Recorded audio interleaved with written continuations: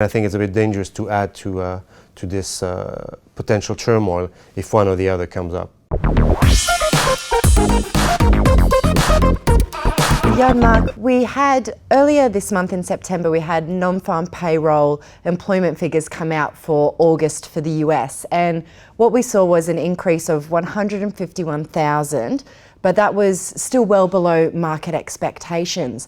Do you think this figure is going to play a big part in the US Fed's decision to hike rates in September? I think it adds to the discussion that they shouldn't raise rate in September. Expectations were a bit high on the 180 to 200,000, came in a bit light, and for me it's actually looking like a Goldilocks number. Not too hot, not too strong, not too weak.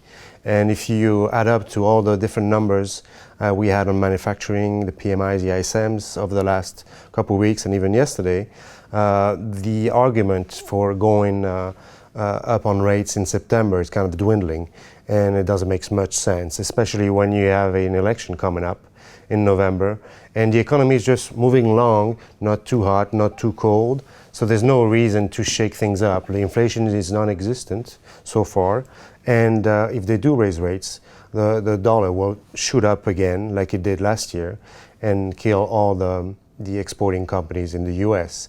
And actually the big run-up in the dollar for the last 3 years has actually done the work of the Fed by slowing down a little bit the economy and reining in all the little bit of the growth. So at this point, I don't think that they need to raise. They would like to maybe feel that some of the members would like to raise, but I don't think they will.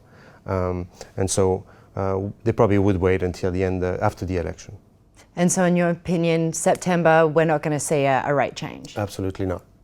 And so if they do and if they don't, what type of reaction do you think we're going to see in the markets?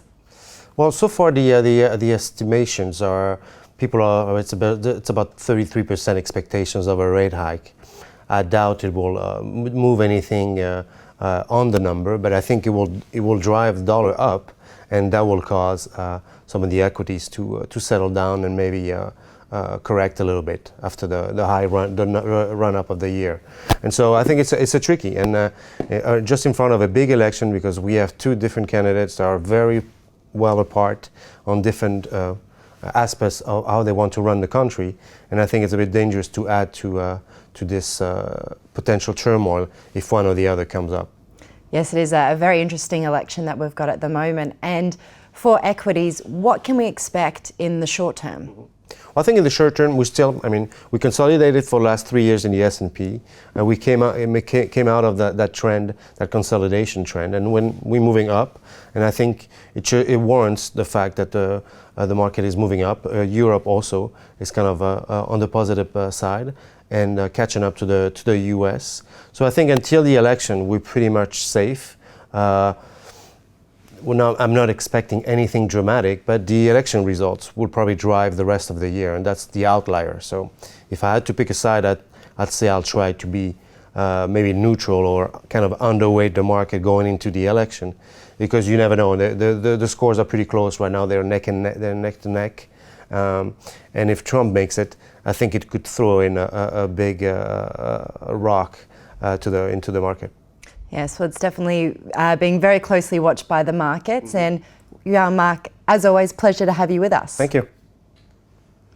That's all from myself and Ion-Marc, but if you like this video, be sure to give it a like and comment on dukascopy.tv.